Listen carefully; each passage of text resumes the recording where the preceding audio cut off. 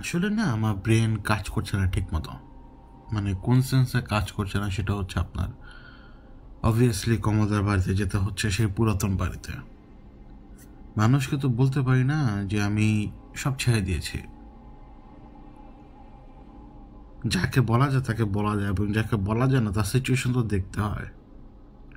কিন্তু যে বললাম না যে কোনো ডিরেক্ট হেল্প আমার পক্ষে করা পসিবল না, আমি ওই বাসায় যে ঢুকতে পারবো ব্যাস। এখন ঢুকে যদি একটা বল থাকে, সাপোজ আপনি ক্রিকেট খেলছেন অথবা ব্যাডমিন্টন খেলছেন, শাটল ককটা মানে ব্যাডমিন্টন খেলতে গেলে শাটল ককটা যদি মনে করেন যে আপনার ওই ওই ওই বাড়িতে ঢুকে গেল, স্পেসিফিকলি ওই সেকেন্ড ফ্লোরে, অথবা আপনি ক্রিকেট খেলছেন বলটা চলে গেল এখানে 6 মারার পরে, আমি যে ওই বলটা আনতে পারবো। আর এইখানে অবস্থাটা এরকমই। ওরা যেটাই করেছে না কেন, ওরা একটা সিস্টেমেটিক ওয়েতে আটকে রেখেছে একটা কোনো কিছুর সাথে আর কি, ওর ছেলেটাকে। তো মানে ওর সন্তানকে, বারবার ছেলে বলা ভুল, ছেলে বা মেয়ে আমরা বলি না, আমরা সন্তান বলি, আমরা আইডেন্টিফাই করি না ইচ্ছা করেই। তো এখন ওই ব্যাপারগুলো নিয়ে, বিশেষ করে শুক্রবার দিবাগত রাত,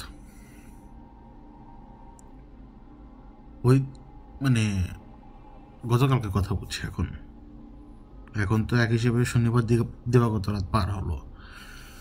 তো ব্রেনে মাঝে মাঝে না কাজ করে না, অনেক দিন পরে এরকম, জাস্ট অনেক দিন পরে, অলমোস্ট 1 বছর। 1 বছর বলতে কি, প্রথম যে সময় গেল বছর, এই সময়ের থেকে যখন ধীরে ধীরে ধীরে ধীরে মুভ অন হতে শুরু করে আমাদের সব কিছু, আমি কোরবানির ঈদের আগ পর্যন্ত পুরোপুরি আত্মাকলি ছিলাম, মানে ঠিক আগের মতো বিহেভিয়ার আমার।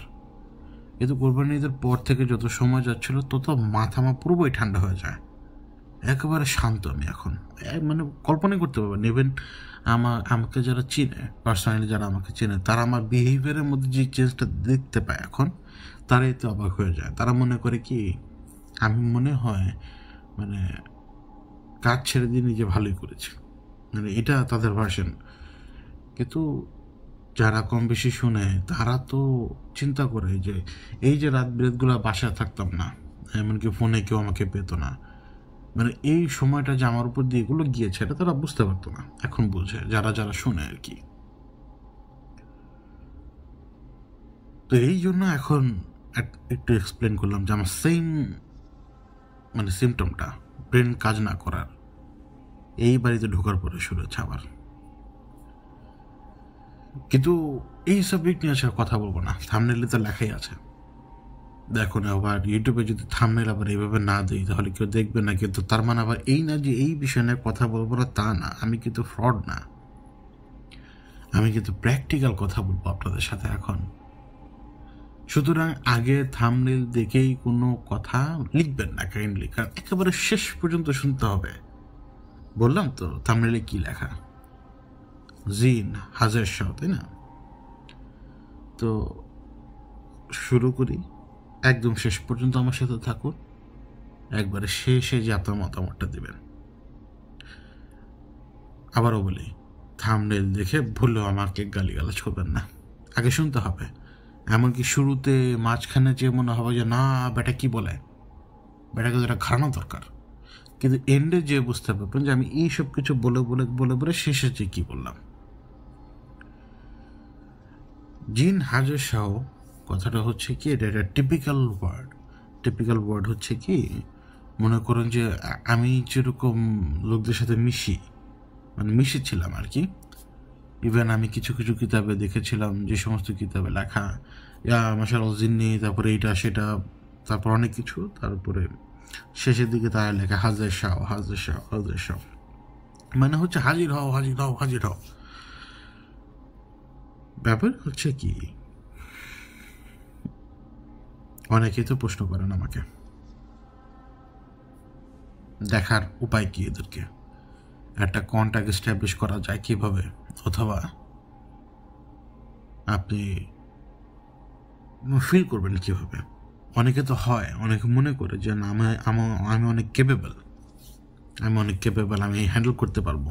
অনেকেরই মনে হয় যে আমার লাইফটা তার হওয়া দরকার, কিন্তু আমার লাইফটা তার হলে সেম আমারই অবস্থায় হতো, এখন যে অবস্থা আমার, ওই সেম টু সেম সবার সাথেই সব কিছু হতো, যেমনটা আমার সাথে হয়েছে।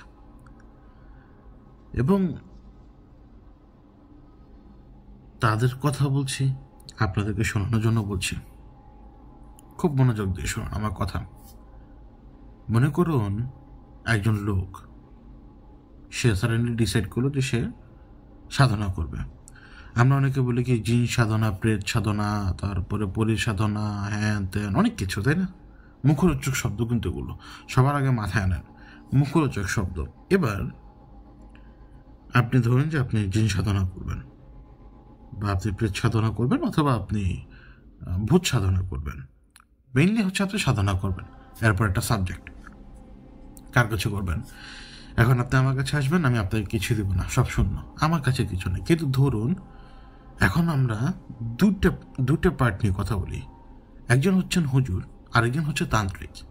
এখন হুজুরের কাছে আসেন কে? জিন আসে।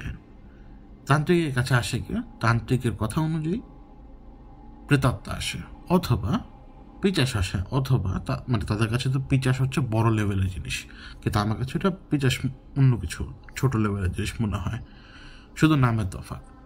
অথবা প্রেত সাধনা, মানে যিনি তন্ত্রের সাধক বা যিনি ওরকম, তো তারা অনেক সময় মরা সাধনা বা এই রিলেটেড জিনিসপত্র করে।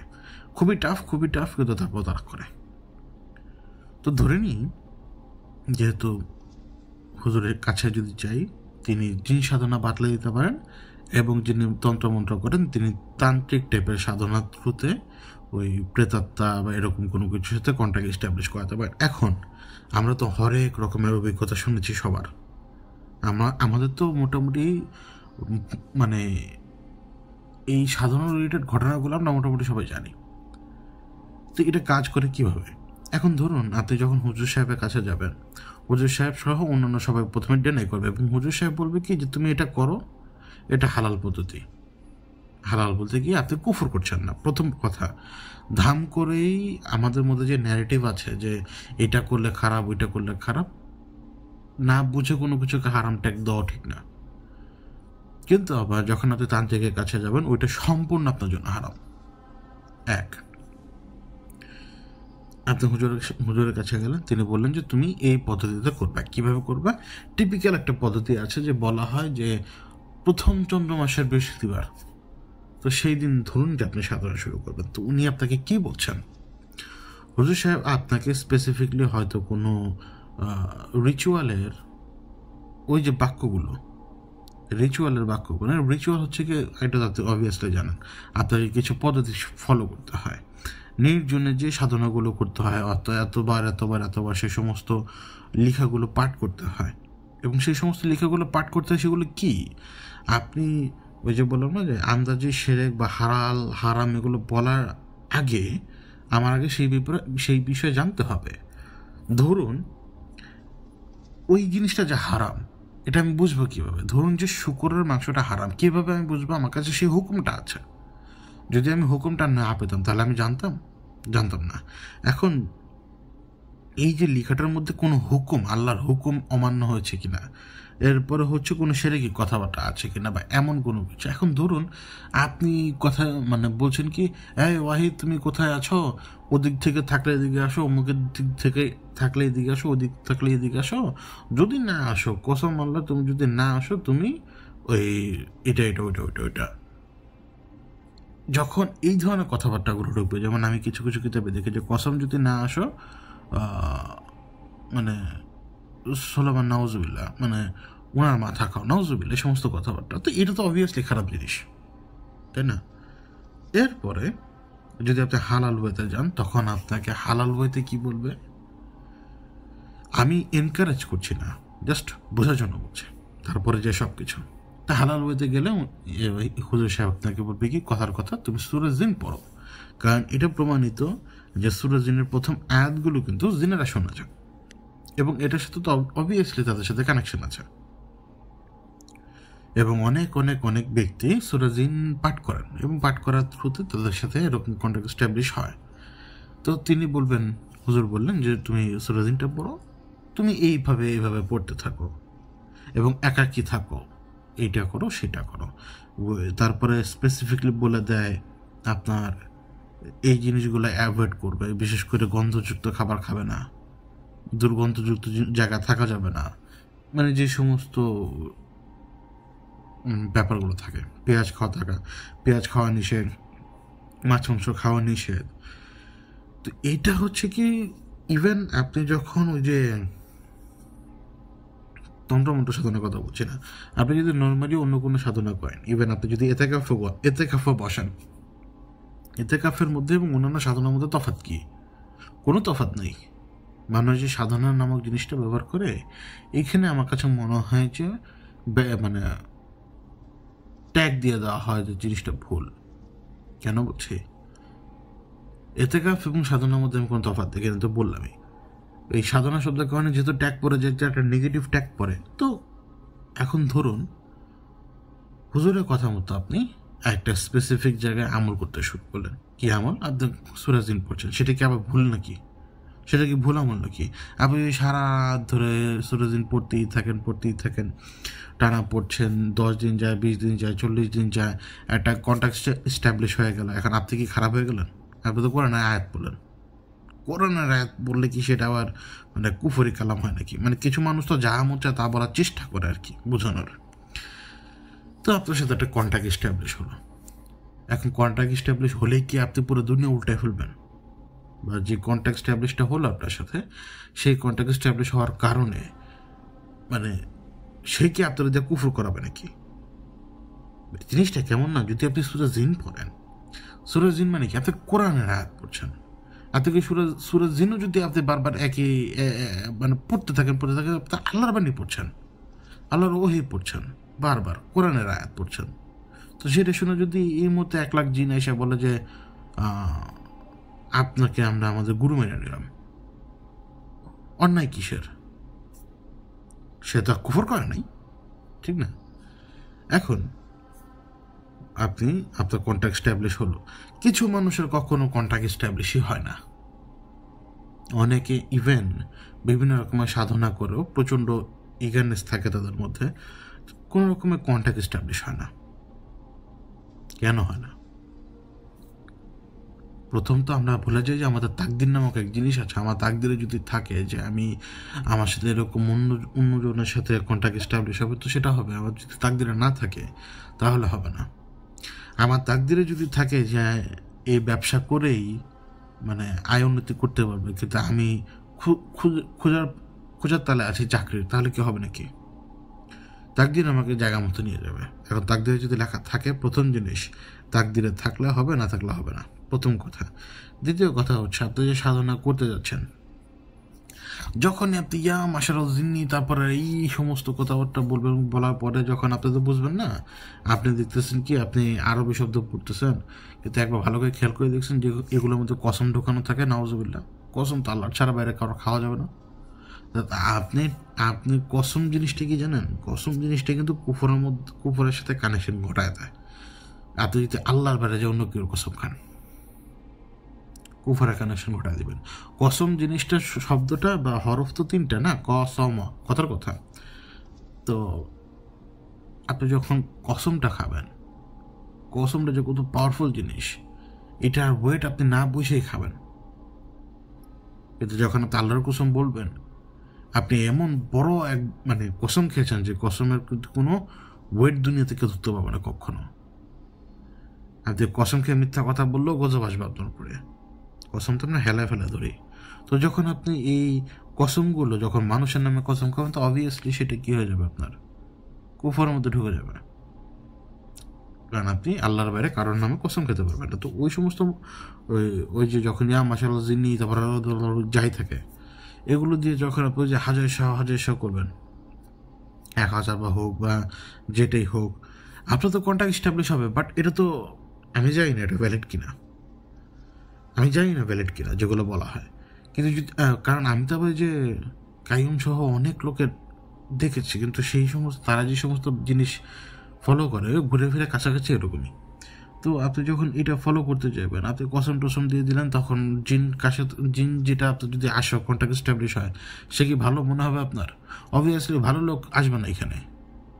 আপনি ফোর্স করে আনছেন কাউকে, মানে তাকে কুফরের আকীদার ধাক্কা দিয়ে, মানে তার উপর আপনি কুফর চাপানোর চেষ্টা করছেন যে তুই যদি না আসিস তো কুফরটা তোর উপরে চাপাবো আমি। ওই ধরনের মন্ত্রগুলো কিন্তু এটাই কাজ করে, মন্ত্র হোক বা সেটা যাই হোক। ওগুলোর যে শব্দগুলোর অর্থ তারা আপনি জানেন না। অর্থ যখন বের করবেন তখন দেখবেন যে বাবা এ তো মন্ত্রই, জাস্ট আরবিতে লেখা দেখে বুঝলেন না আপনি। এবং তখন হচ্ছে কি আপনার যখন কন্ট্যাক্ট স্ট্যাবলিশ হবে এই ইয়া মাশাআল জিন্নি পদ্ধতিতে, তখন হবে কি জানেন, কোনো শান্তি আপনি পাবেন না কন্ট্যাক্ট যদি স্ট্যাবলিশ হয়। কারণ আপনি এমন একটা সোর্স খুলবেন, ইভেন সেই জিনও যদি আসে সে আপনাকে ভয় দেখাবে, মানে মারার জন্য, আপনার একাগ্রতা ধ্বংস করার জন্য। এখন সাধনার সাথে একাগ্রতার একটা বড়সড় ব্যাপার আছে। এটা হচ্ছে কি আপনি পানি মানে একাগ্রতার ব্যাপারটাকে আমি আপনার বোঝানোর জন্য বলি। ধরুন আপনি কুয়ার মধ্যে পানি আছে, আপনি সেই পানিটা নিয়ে আসার চেষ্টা করছেন, এবং মানে এত গভীরে বালতি যে পৌঁছাতেও সময় লাগলো, এবং বালতি উপর আসার সময় মানে যেহেতু আপনি টেনে তোলার চেষ্টা করছেন, তো এই যে আপনি পানিটা তুলছেন, গ্র্যাভিটির একটা প্রেশার আছে, পানিরও নিজস্ব একটা ওজন আছে, আপনার দুই হাতের উপর প্রচণ্ড চাপ, কিন্তু আপনি পানিটা লাগবেই আপনার, এটা প্রচণ্ড দরকার, নইলে আপনি মারা যাবেন পিপাসায়। এটা যেমন ইগারনেস, ঠিক তেমনি একাগ্রতাও। আবার আপনি যদি তাড়াহুড়ো করেন, বালতি কাত হয়ে পানি পড়ে যাবে। তা আপনি এই যে টেনে ধরছেন এবং তাকে ধীরে ধীরে আপনার হাতের উপর চাপ পড়ছে, মানসিক চাপ আছে, প্রচণ্ড চাপ, সব কিছু মেনটেন করে যখন আপনি পানিটা আপনার একেবারে হাতের নাগালে নিয়ে আসবেন, বালতিটা নিয়ে রাখবেন মাটির উপরে এবং হাতে উঠিয়ে পানিটা যখন খাবেন, তখন আপনি সফল। এটাই হচ্ছে একাগ্রতার মানে সফলতার একটা উদাহরণ দিলাম আপনাকে। মানে এইটাকে ব্রেক করতে হবে। তো আপনি যে কন্ট্যাক্ট এস্টাবলিশ করছেন সেটা রুহানি, সেটা কিন্তু ব্যাখ্যা দেওয়ার মতো ব্যাপার না। রুহানি সেটা হোক নেগেটিভ হোক পজিটিভ। তো যখন আপনার কন্ট্যাক্ট এস্টাবলিশ হচ্ছে, এই একাগ্রতাটা ভাঙার জন্য এত কিছু ওরা ভয় দেখাবে, সব কিছু করবে। এটা হচ্ছে কি, ওই যদি ইয়া মাশাআল্লাহ জিন্নি পদ্ধতিতে আগান, ইয়া মাশাআল্লাহ জিন্নি, তারপর অমুক অমুক শব্দের পরে হাজার সব, তো যখন আপনাকে ভয় দেখাবে ব্রেক করার জন্য, ইভেন যদি দেখা গেল যে ভয় পেয়ে আপনি ছেড়ে দিয়েছেন, ওই ব্যাটারা তো এমনিই বেশি জিদি, ঠিক আছে, আপনি তার দুনিয়া থেকে তাকে টেনে নিয়ে আসছেন। নকশাতে কিন্তু এক্সপ্লেন করেছিলাম যে টেনে নিয়ে আসলে আগে তাকে খুশি করতে হয়, খুশি তো আপনি করতেই পারেন না, তো উল্টে ভেঙে গেছেন। তো এখন তো সে আপনাকে জ্বালাবে, সে আপনাকে ছাড়বে না, জানে মারতে বলে তো আলহামদুলিল্লাহ, এটা হচ্ছে তার মূল টার্গেট। তো এগুলো হচ্ছে যখন আপনি করবেন, যখন আপনি এমন একটা পদ্ধতি অ্যাপ্লাই করছেন যে পদ্ধতিতে প্রশ্ন আছে, যে পদ্ধতিতে আমল করার কোনো প্রমাণ নাই আমাদের, ঠিক আছে, ওই যে হাজার শাহ কসম টসম ঢুকিয়ে যে সমস্ত কথাবার্তা বলা। তো এই পদ্ধতিতে যখন আপনি আনবেন, এতে কি হবে বুঝতে পারছেন।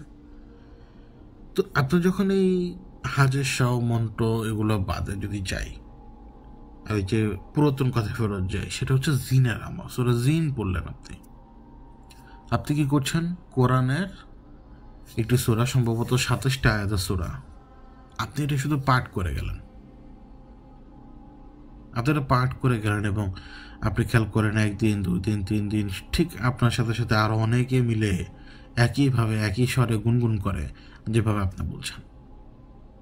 ভয় লাগবে না, প্রথম দিন একটু খারাপ লাগবে, প্রথম দিন একটু ধক করে উঠতে পারে, হার্টবিট বেড়ে যাবে, 1-2 মিনিট প্রচণ্ড ভয় লাগবে, তারপর দেখবেন ভয় চলে গেছে, সাহস লাগে। তো আপনার সাথে তারা গুনগুন করবে, তারপর ধীরে ধীরে তাদের মতো করে তারা কন্ট্যাক্ট এস্টাবলিশ করবে। কারণ তাদের কাছে মনে হচ্ছে কি জানেন, আপনি ভালো লোক, আপনি ইবাদত করছেন। যেমন আমরা মসজিদে মুসল্লিরা একে অপরের সাথে নামাজ পড়তে পড়তে পরিচিত হই, একে অপরের প্রতি শ্রদ্ধাবোধ আসে, একে অপরের প্রতি ভালোবাসা টান আসে, ঠিক এরকম তারাও যখন দেখছে যে এই লোক এখানে মানে কোরআন পাঠ করছে, তার সাথে পাঠ করতে থাকি, তাদেরও শ্রদ্ধাবোধ চলে আসে, আপনারও তাদের প্রতি শ্রদ্ধাবোধ চলে আসে, কন্ট্যাক্ট এস্টাবলিশ সুন্দর হবে। এবং যখন আপনি যাবেন একজন তান্ত্রিকের কাছে, আপনার সেই পদ্ধতি তো কোনো দিক দিয়ে ভালো না, বরং সেই পদ্ধতি আপনাকে ধ্বংসের দিকে নিয়ে যাবে, স্ট্রেট ধ্বংসের দিকে। তারা দেবীর পূজা করে, অমুক করে তমুক করে, যারা হচ্ছে এন্টিটি, যারা হচ্ছে এন্টিটি, যারা বিভিন্ন রকমের রূপ ধরে মানুষের সামনে আসতো এবং তাদেরই মূর্তি তৈরি করে এখন তাদেরকে পুজো করা হয় এবং এতে তারা প্রচণ্ড খুশি। এই এন্টিটিরাই মারাত্মক হয় এবং এই এন্টিটিদের মোকাবেলা আমি করেছি নিজেও, এবং এরা যে কী পরিমাণ জঘন্য আর কী পরিমাণ মায়া জানে যে কল্পনা করতে পারবেন না। আপনি আপনার নিজের হাত বসে বসে কামড়াবেন, টেরও পাবেন না। আপনি নিজের হাতের মাংস নিজে খুবলে খুবলে বসে বসে চিবিয়ে গিলেও ফেলবেন, টেরই পাবেন না। টের পাবেন পরে যখন সে চাবে। তো সেই পদ্ধতিগুলোর তত্ত্বরা খুব ভালো করে যায়। আপনারা বিভিন্ন সময় শুনেছেন, ইভেন আমি নিজে আপনাদেরকে বলেছি, বিভিন্ন লোকের কাজ করতে যেয়ে তারা যে সমস্ত ঘটনাগুলো ঘটাতো সেগুলো তো আমি আপনাদেরকে শুনেছি। পদ্ধতিগুলো কি ভালো? একটা পদ্ধতি ভালো, সব তো সেরেগে ভরপুর কাফের হয়ে যায় মানুষ। তো কাফের হলে কি হয়? কাফের হলে তার সাথে তো শয়তানের কন্ট্যাক্ট এস্টাবলিশ হবে। ধরুন আপনি বেঁচে গেছেন, তাহলে আপনার সাথে কন্ট্যাক্ট এস্টাবলিশ হলো কার? বাজে এন্টিটির, যে ভালো না। আপনাকে সব কিছু দেবে, টাকা দিবে, সব কিছু দেবে, মানে গয়না দিবে, সোনা দেবে, সব কিছু দেবে। কিন্তু ভাই কথা হচ্ছে কি, যদি রাতে ঘুমাতে না পারেন, কারণ আল্লাহ তো আপনাকে তখন শাস্তি দিতে শুরু করবে। রাতে ঘুমাতে পারবেন না, পানি খাবেন, পানির স্বাদ টের পাবেন না, খাবার খাবেন, পেটের মধ্যে গ্যাস হবে, মানে বাথরুমে যাবেন দেখবেন যে রক্ত পড়ে, বাথরুমে যাবেন দেখবেন যে পায়খানা হয় না, পেশাব হয় না, পেটের মধ্যে ব্যথা, ভয়ঙ্কর ব্যথা, বুকে ব্যথা, এটা ব্যথা, সেটা ব্যথা। আপনার সাফারিং চলতেই থাকবে ইন্টারনালি। এবং আউটসাইডে যখন দেখবেন যে মানুষজন আপনাকে হয়তো ধীরে ধীরে অ্যাভয়েড করা শুরু করবে, এবং আপনার মরণও হবে জিল্লতের মত। ফেরেশতা যখন আসবে ভয়ঙ্কর রূপ নিয়ে আসবে আপনার সামনে, আপনি পায়খানা পেশাব করে বিছানা মাখিয়ে মরবেন, নিজের রক্ত নিজের গুয়ে নিজের পেশাবে মেখে মরবেন। জিল্লাতের মত, জিল্লাতের মত, চোখগুলো ফেটে বেড়ে থাকতে পারে। আমি এরকম মত দেখেছি, তো আমি জানি। আমি ভালো মানুষের মধ্যে দেখেছি, আমি খারাপ মানুষের মধ্যে দেখেছি, আমি তো বুঝি। তাই মানে এই না যে আমি খারাপ, আমি ভালো মানুষ, এটা বলছি না। মানে আমি নিজ অভিজ্ঞতা কয়েকটা জিনিস তো দেখেছি, বুঝাতে পারলাম। তো সাধনা তারা এইভাবে করে। 3টা পদ্ধতি বুঝালাম। একটা হচ্ছে আপনি কোরআন পড়তে থাকেন, একটা হচ্ছে যে আপনি ওই কসম টসম লাগানো সেই সমস্ত বাজে কথাবার্তাগুলো, মাসের জিন্নি দিয়ে যেগুলো শুরু হয়। আমি বলছি না যে কিতাবে যা লেখা আছে তা, আমি বলছি যে শব্দের মধ্যে ঝামেলা থাকে। মাসের জিন্নির পর আরও অনেক শব্দ তারা ব্যবহার করে, এক একজন এক এক রকম। এই সমস্ত শব্দের মধ্যে আমি সমস্যা দেখি মাঝে মাঝে। এরপরে তান্ত্রিকের ব্যাপার। তো আলটিমেটলি সবার কথা একটাই, কেউ কেউ যদি বলে যে আপনাকে যে মানে তান্ত্রিকদের হিসাবে যদি বলে যে তারা যদি বলে মাথা কেটে নিয়ে আয়, এটা তো তাদের সিস্টেম দেখার জন্য যে এই বেটা সাহস কীরকম। আবার এমনও হতে পারে ওই মাথা কাটার সাহস তার নেই, তার সে মাথাটা দরকার, কারণ শয়তান তার কাছে বলেছে যে আমাকে ওই ব্যক্তির মাথা এনে দিতে হবে। এখন আপনি তো গিয়েছেন, আপনি তো গোবেচারা, আপনাকে পাঠিয়ে দিয়ে যদি মাথা কেটে এনে নিজের কাজে লাগাতে পারে, তো তাহলে তার লাভ। এখানে মার প্যাচগুজ অনেক কিছু আছে, এতদিকে গেলাম না। তো আলটিমেটলি ধরুন যে তন্ত্র সাধনায়, যেমন মানে বৌদ্ধ তন্ত্র আমি দেখি, তারা সাধনা করে। সাধনা কি? ধ্যান। এবং ধ্যানে কি সেটা তারা যে নিজস্ব তাদের যে মন্ত্র থাকে বা তাদের নিজস্ব যেই কিতাবের যে সমস্ত ব্যাপার স্যাপার থাকে, সেটা তারা অ্যাপ্লাই করে তারা সেখানে, এবং সেটা তাদেরকে সে স্টেজে নিয়ে যেতে শুরু করে, রুহানি স্টেজে।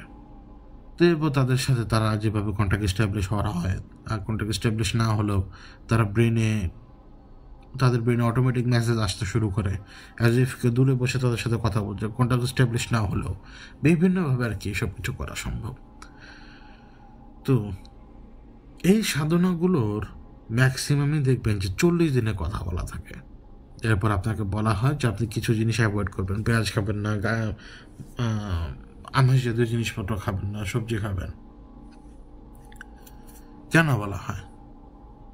এটা একটা বেসিক জিনিস আমাদের শরীরকে পবিত্র করার ক্ষেত্রে। কেন বলছি? আপনি পেঁয়াজ খাবেন, সেখান থেকে মুখ থেকে দুর্গন্ধ আসবে, কাঁচা পেঁয়াজ। রান্না করা পেঁয়াজ তো আপনি টের পাবেন না। তো অবভিয়াসলি কাঁচা পেঁয়াজ তো কেউ খায় না, তারপর অনেকে খায়, তো সেটা থেকে একটা দুর্গন্ধ আসে। যখন আমরা আমিষ খাবো, আমিষ খেলে কি হবে জানেন? মানে আমিষ যখন আপনি খাবেন, আপনার শরীরের মধ্যে ওই প্রভাবটা চলে আসবে। এবং কোন প্রভাব সেটা হচ্ছে সেক্সুয়াল ডিজায়ারটা, এটা বলবৎ থাকবে তখন আমিষ খাওয়ার কারণে। আপনি আমার সাথে তর্ক করে কোনো লাভ নেই এই ব্যাপারটা নিয়ে অন্তত। মানে এটা সত্যি, যখন আপনি এরকম মাছ মাংস জাতীয় খাবার বেশি খাবেন আপনার মধ্যে সেক্সুয়াল ড্রাইভ ধীরে ধীরে বাড়বে, এটা আপনি টের পাবেন না। মোটা মানুষের কথা আলাদা, এখানে মোটা মানুষ নিয়ে কথা হচ্ছে না। তো আপনি যখন এই খাবারটা খাবেন, একে তো আপনার মধ্যে সেক্সুয়াল ড্রাইভ বাড়বে, দ্বিতীয় কথা হচ্ছে আপনি তাহলে আপনাকে তো সেই খাওয়ার মধ্যেই রাখলেন। সাধনার মূল বিষয়টা হচ্ছে কি, সাধনা শব্দটা বলছি, মূল বিষয়টা হচ্ছে কি যে কিছু জিনিস থেকে বিরত থেকে নিজেকে একটা জায়গায় নিয়ে যাওয়া, নিজেকে কিছু জিনিস থেকে বিরত রাখা। যদি সেই খাবার খাওয়ারই ইচ্ছা থাকে, মাছ মাংস এটা খাবো, তাহলে আমার সাধনা করে লাভ কি? প্রথম জিনিস তো এই দুটো ব্যাপার, একটা সেটা আপনাকে সেক্সুয়াল ড্রাইভ দিবে, প্লাস বডিতে তো শক্তি থাকে না, এই প্রোটিন জাতীয় খাবার খেলে তো বডিতে শক্তি থাকে। যখন আপনি সাধনা করতে যাবেন, আপনি যে দৌড় দিয়ে পালাবেন এরকম গায়ে জোর থাকার দরকার নেই। সমস্ত জোর থাকা দরকার মানসিক, সমস্ত একাগ্রতা থাকা দরকার মানসিকতায়। এই জন্যই বলা হয় যে মাছ মাংস না খেতে। তাতে মাছ মাংস দুধ খেলেন না, ডিম খেলেন না, তাতে খেলেন কি সবজি খেলেন। এরপরে বলা হয় কি একা থাকতে ম্যাক্সিমাম টাইম, এবং রাতের বেলা তো আমল করতে হবেই একা। এখন কথা হচ্ছে কি, যখন আপনি আমলগুলো করবেন একা থাকবেন, ধরুন আপনি এই মুহূর্তে আমি আপনার সাথে কথা বলছি, চোখ বন্ধ করেন তো ভাই, চোখ বন্ধ করেন এবং মোবাইল ফোন থেকে দূরে থাকেন কিছু সময়, 1 ঘন্টা চোখ বন্ধ করে থাকেন। আপনি জিকির করেন, যে কোনো জিকির করেন আল্লাহর, দেখবেন কি ধীরে ধীরে ধীরে ধীরে না কানে একটু একটু শব্দ ধরা পড়ে। কিসের শব্দ জানেন? সেটা এমনও হতে পারে একটা বইয়ের পাতা উল্টানোর শব্দ।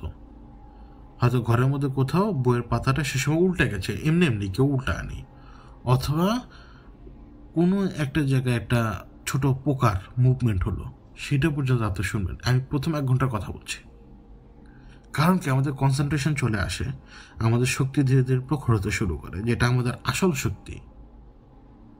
তো যখন আপনি এইখান থেকে আলাদা হয়ে যাবেন, আপনি যখন এভাবে সাধনা করবেন, তখন তো ইতোমধ্যেই আপনি দুনিয়াবী মানুষজন থেকে চলে গেছেন দূরে। যেমন এই সময় আমি আপনার সাথে কথা বলছি, তা আমার মাথার মধ্যে কি আছে? আমার মাথার মধ্যে আছে যে এই মিডনাইট হররে আজকে যারা যারা আসবে এই 11টার সময়, তারা যাতে কোনো একটা কথা শুনতে পায় মুখ দিয়ে। তা কি শুনতে পায়? যেটা আমি এই মুহূর্তে বলছি সেটা, এবং যেগুলো আমি এই মুহূর্তে আপনাদেরকে বলছি সেগুলো তো আমার ব্রেন থেকে বেরোচ্ছে। তাহলে আমার কনসেন্ট্রেশন থাকলো কোথায়? আমার কথার উপরে। কিন্তু যখন আমার কনসেন্ট্রেশন থাকবে পুরো বিশ্বের উপরে, আমার চারপাশে কী হচ্ছে, অদৃশ্যে কী হচ্ছে, যখন আমার কনসেন্ট্রেশন থাকবে, ধীরে ধীরে ধীরে ধীরে আমার কনসেন্ট্রেশন অ্যাপ্লাই হতে থাকবে। আমি জিকির করি বা যেটাই করি সেটা আরও বেশি হেল্প করবে আমার একাগ্রতা নিয়ে আসার জন্য। ওই যে বললাম না, কুয়া থেকে পানি ওঠার কাজটা, পানি টেনে ওঠানোর কাজ, এরকম। তো এরপরে আপনি আগাচ্ছেন, নিয়ম ফলো করছেন, ইবাদত করছেন। আমি আপনাকে কিন্তু আমি এই মুহূর্তে বলছি যে সঠিক রাস্তার কথা। আপনি আগাচ্ছেন, যত সময় যাবে, 1 দিন 2 দিন 3 দিন, আপনার মনের মধ্যে কি ইচ্ছা যে আরে রে আমি এই আমির সাহেবের মতো জিনদের সাথে কথাবার্তা বলবো, মুসাফা করবো, তাদের দ্বারা মানুষের উপকার করবো, ওই ধীরে ধীরে ধীরে ধীরে 40 দিন আসার আগেই আপনার ভিতর থেকে এটা অটোমেটিক গায়েব হয়ে যাবে। তখন আপনার সব কিছুই ভালো লাগবে। কখন তো ওই 40 দিনের মধ্যে তো মাথা থেকে মানুষের প্রতি বিরূপ ভাব পর্যন্ত চলে যাবে। ওই 40 দিনে আপনি মানে আমি আমি আমি যেহেতু বদলে গিয়েছি সেই জন্য আমি আপনাদেরকে বলতে পারছি। এখন আপনি যদি রাগ যদি 104 ডিগ্রি গরম থাকে, কথার কথা, আপনার সেই রাগ পানি হয়ে যাবে ওই 40 দিনে। আপনি যদি মানুষের সাথে খুব খুব খারাপ ব্যবহার করে থাকেন, সেটা পর্যন্ত কমে যাবে, কিছুই থাকবে না আপনার জাস্ট একটা চেঞ্জ, ওভারনাইট চেঞ্জের মতো, জাস্ট 40 দিন লাগবে। কারণ আপনি দিন দুনিয়াবি এই সমস্ত জিনিস থেকে নিজেকে গুটিয়ে নিয়েছেন, এবং গুটিয়ে নিয়ে নিজেকে আল্লাহর কাছে নিয়ে গেছেন। কীভাবে? আপনি যে কোনো আয়াত পড়ছেন, যে কোনো কিছু পড়ছেন, এবং যখন আপনার রুহ এই পরিমাণ ক্যাপেবল হয়ে যাবে যে না, এ এখন আর নফসের আন্ডারে নেই, আর নফস থাকলেও এই পরিমাণ নফস তো থাকে, একটু তো রাগ থাকেই, অন্যায় প্রতিবাদ না হলে আপনি কীভাবে করবেন? অথবা যদি কেউ আপনাকে বলে যে জিনিসের দাম 5 টাকা, আপনি কি তাকে 10 টাকা দিয়ে চলে আসবেন? দামাদামি তো করতে হয়, এটা তো নফসের একটা পার্ট। এগুলো তো আমাদের দরকার, জেনুইন কিছু নফসের কিছু অংশ আমাদের আসলে দরকার, কাউকে না বলাটা শেখাও দরকার আমাদের। তো আপনার এই ক্ষমতাটা ডেভেলপ হবে। যখন আপনার এই ক্ষমতা ডেভেলপ হবে, তখন যেহেতু আপনার রুহের ক্যাপাবিলিটি বেড়ে গিয়েছে, তখন ধীরে ধীরে আপনি চারপাশে দেখতে পাবেন, আপনার চারপাশেই কাউকে না কাউকে দেখতে পাবেন। কারণ এই যে মাত্র কন্ট্যাক্ট এস্টাবলিশ হচ্ছে ধীরে ধীরে, কারণ আপনি নিজেই নিজেকে খুলে দিয়েছেন অন্তর থেকে, সমস্ত ময়লা কালি সব ধুয়ে পুছে পরিষ্কার হয়ে গিয়েছে, যার জহতে এখন আপনি অদৃশ্যের ছোঁয়া পেতে শুরু করবেন ধীরে ধীরে। একটুও খারাপ লাগবে না। আপনি ঘরে বসে আছেন, বিশ্বাস করেন, আপনি ঘরে বসে আছেন, জানালা দিয়ে বাড়ির দিকে তাকিয়ে আছেন, কিন্তু আপনার মনে হবে কি আপনি মাত্র একটা আপেল খেলেন। আমি সিরিয়াসলি বলছি, এরকম অনুভূতি লাগবে, মুখের মধ্যেও লাগবে, আবার খেয়েছেন যে সেটাও টের পাবেন, পেট ভরে গিয়েছে সেটাও টের পাবেন। এগুলো হচ্ছে রুহানি খাবার, এটাই পেট ভরে রাখে। আমাদের খাবারের বাইরের দরকার পড়ে না, কিন্তু আমাদের রুহ এখন এত বেশি ক্ষুধার্ত, আমাদের বাইরের খাবারও দরকার। তো এই লোকগুলো যারা এরকম হয়ে যায়, বা বিশেষ করে আমি কেন বললাম আপেলের কথা, আমার এরকম লাগে, তো আমার এরকম লাগে। আমি তাকিয়ে আছি, মনে করুন যে আমি ইভেন কিছুক্ষণ আগের কথা বলি, আমি আপনাদেরকে একটা পোস্ট লিখলাম না, মানে কী লিখবো ব্রেনে কাজ করছে না, যে আমি আমার টেবিলের মধ্যে না বাম হাত মানে থুতনির নিচে দিয়ে বসেছিলাম, কি করব ভাবছিলাম, পা দুটো নাড়াচ্ছিলাম, কি করব। আমার সাডেনলি মনে হলো যে আমার একটু মিষ্টি খেলে ভালো লাগবে, এবং সেই তৃপ্তিটা আমি পেয়ে গেলাম অটোমেটিক, কেউ আমাকে খাওয়ায়নি।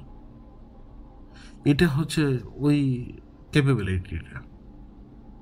মনে করুন যে আপনি, এটা হচ্ছে কেবল ইবাদতের থ্রুতে বান্দা যখন নিজেদেরকে ওই জায়গায় নিতে পারে, তখন মনে করুন যে মানে এটা আমার সাথে সবসময় হয় না।